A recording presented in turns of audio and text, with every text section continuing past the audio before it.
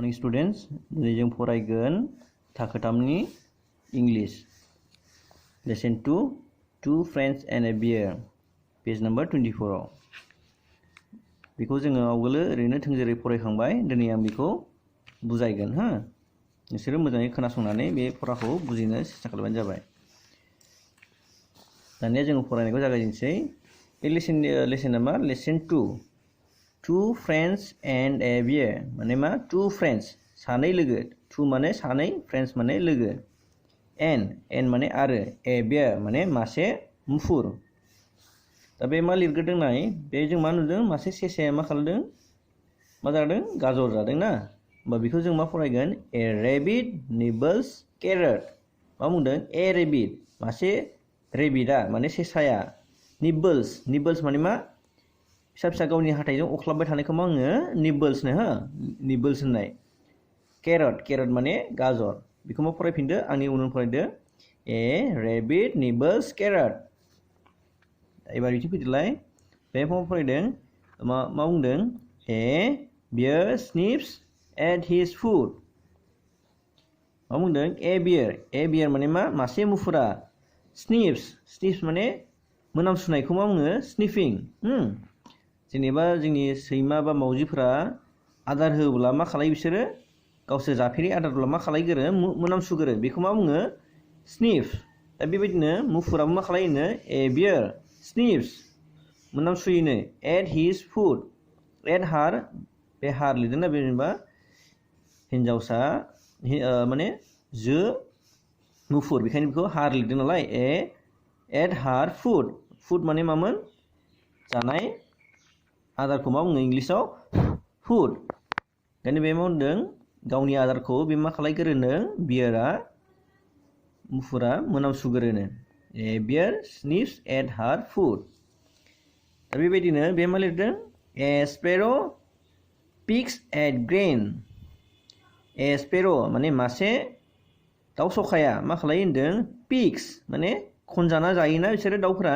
गावनि गुनथुथ्रिजों खनजाना जायोना बेखौ मा होनो इंलिशाव पिक्स एट ग्रेन्स माने मा जिखुनु आदार बेगरफोरखौ मा होनो माइ बेगरफोरखौ बा जिखुनु बेगरखौ मा होनो ग्रेन्स होनना बुङो बिखौ बिसोर जायोनो खनजा जायोनो बेखौ मा बुंदों पिक्स ए स्पेरो पिक्स एट ग्रेन्स दा बिथिं फैदो ए केट लिक्स हार पज बे मावजिया मा खालामदों गावनि आथिंखौ सोलादों ना होमबा बेखौ मा बुंगोन ए केट माने मासे मावजिया लिक्स माने मा गावनि सालायजों सोलानायखौ मा होनो लिक होनना बुङो लिकिं माने सोलानाय लिक्स हार पज माने बे मावजिनि आथिंफोरखौ मा होनो पज गाहायनि बे जेराव बिसोर गायोना जेरै जों गायोना बेखौ मा होनो नैबेखौ पज होनना बुङो हो बेखौ फरायफिनदो ए केट लिक्स हार पज माने मासे मावजिया गावनि आथिंखौ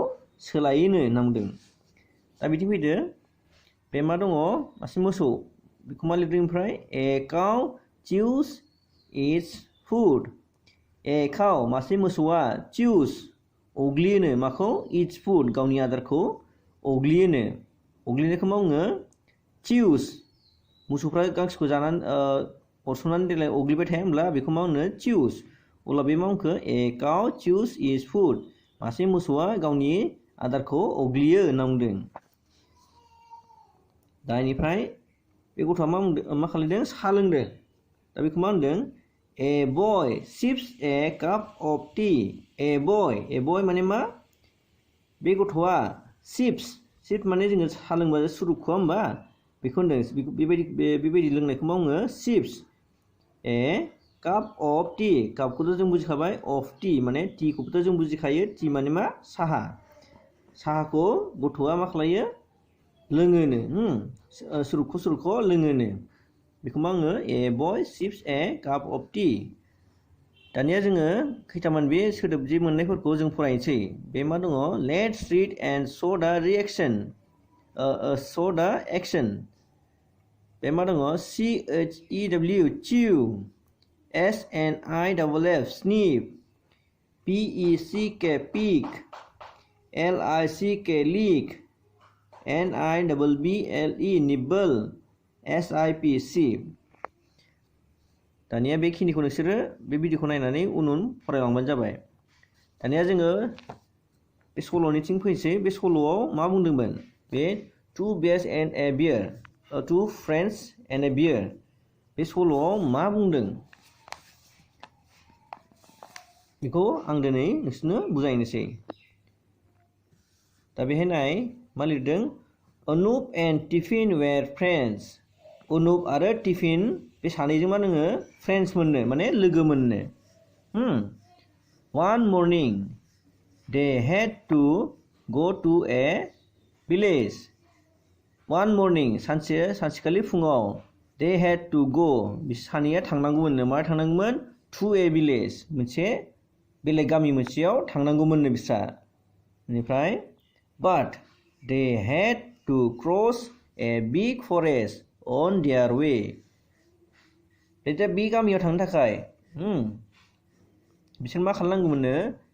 they had to cross, बारनांगौमोननो। cross माने बारनांगौमोननो। a big forest, गिदिर फरेस्ट मोनसे बारनांगौमोननो। बै लामा हान्थिनायाव, बै गामिसिम लामा हान्थिनायाव बिसोरना मा मोनसे गिदिर हाग्राखौ बिसोरो मा खालामनांगौमोननो? बारनांगौमोननो। दा बिनि उनाव मा जाखो नायदो। बिसोर मा खालामगोन? The forest was full of wild animals.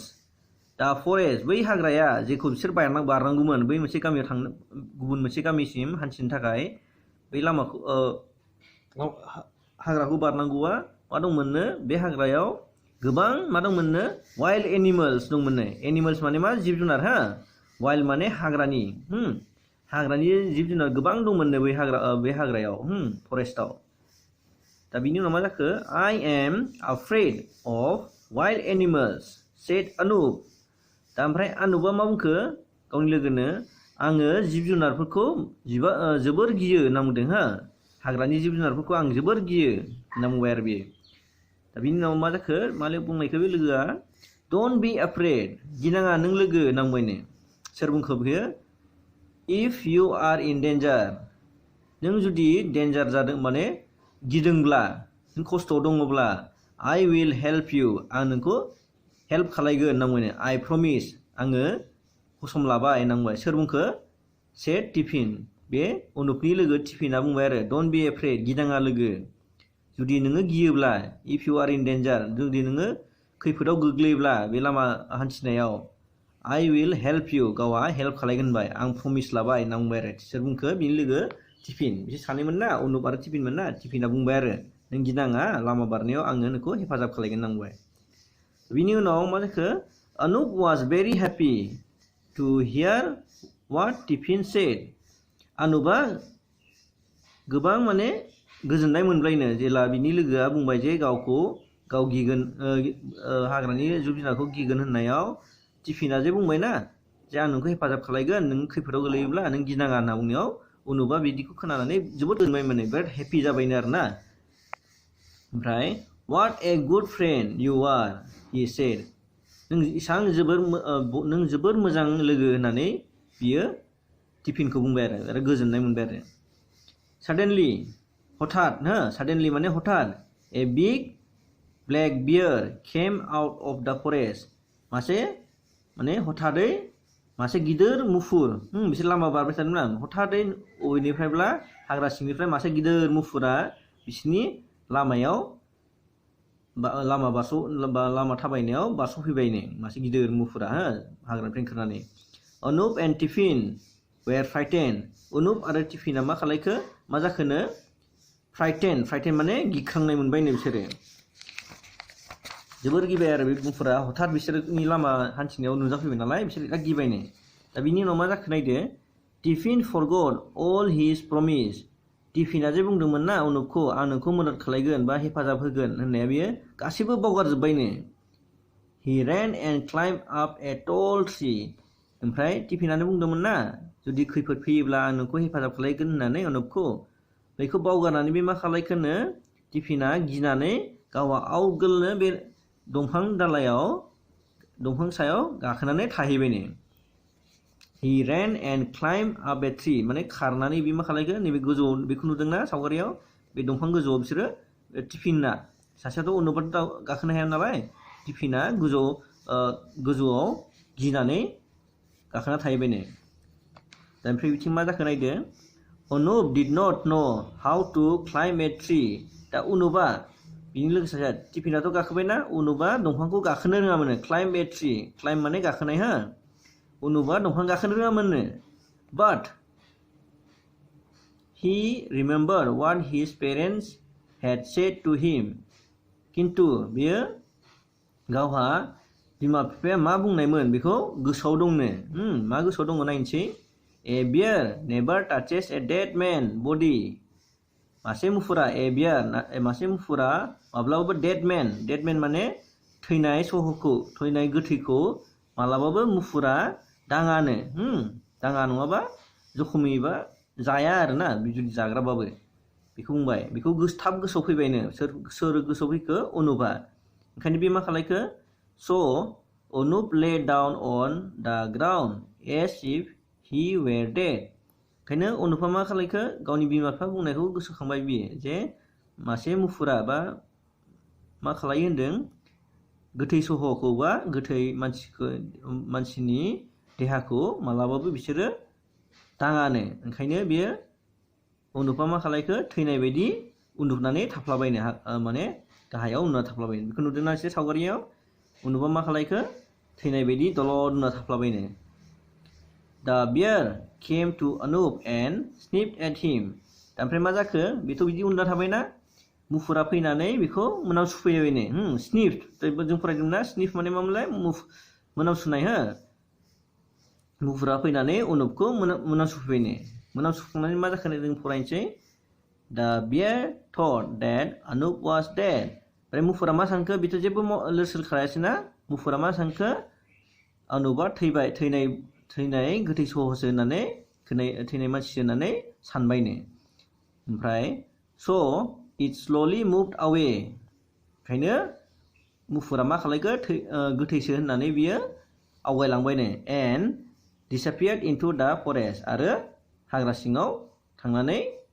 माने गावनि लामायाव हान्थिलांबायनो आरो गोमालांबायनो आरो माने बिसोरनि मेगननिफ्राय जानगारलांबायनो Tiffin now climbed down the tree ओमफ्राय दासो जेला मुफुराथ' ओंखारलांबायना ओमफ्राय टिफिना मा खालायखो दंफांनिफ्राय ओंख्लायबोबायनो ओंख्लायबोनानै बिनि खाथियाव फैबाय He wanted to know what the bear did to Anup ओमफ्राय फैनानै गाहायनिफ्राय ओंखारनानै टिफिना नायफैबायनो Anupखौ मुफुरा मा खालायमारखो होननानै He said बे बुंबाय माने Anupखौ सोंबाय He said What did the bear do मुफुरा नोंखौ मा खालायखो What did the bear do मुफुरा नोंखौ मा खालायखो Did the bear tell you something मुफुरा नोंखौ माबा मोनसे बुंलांदों नामा होननानै सोर सोंखो टिफिना सोंफैबाय बे दंफां गाखोग्रा गथ' टिफिना बेखौ सोंफैबायनो मुफुरा नोंखौ माबा मोनसे खालायलांबाय नामा नोंखौ माबा मोनसे बुंलांदों नामा होननानै बे समाव ओमफ्राय Anupआ मा बुंखो Anup replied Anupआ बुंफिनबायनो रिप्लाइ माने बुंफिननाय Anup replied मा बुंखो The bear मुफुरा told me बुंबाय आंखौ never trust someone who doesn't help you मालाबाबो गुबुनखौ बिसास खालायनाङा जाय नोंखौ हेफाजाब खालामा होननानै बियो बुंलांदों होननानै Anupआ टिफिनखौ बुंबाय मानो होनब्ला टिफिना बुंनायमोन मा बे लामा हान्थिनायाव जुदि नोङो खैफोदाव गोलैयोब्ला आं नोंखौ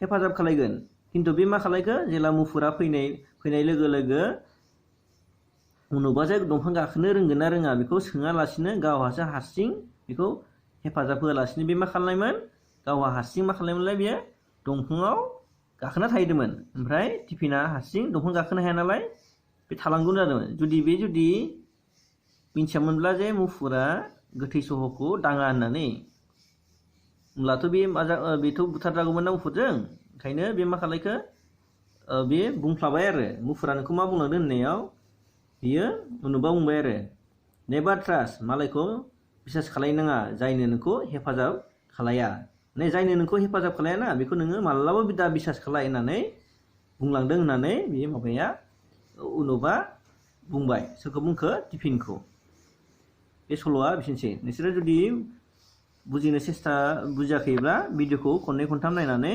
बुजिनो सेस्था खालायबानो जाबाय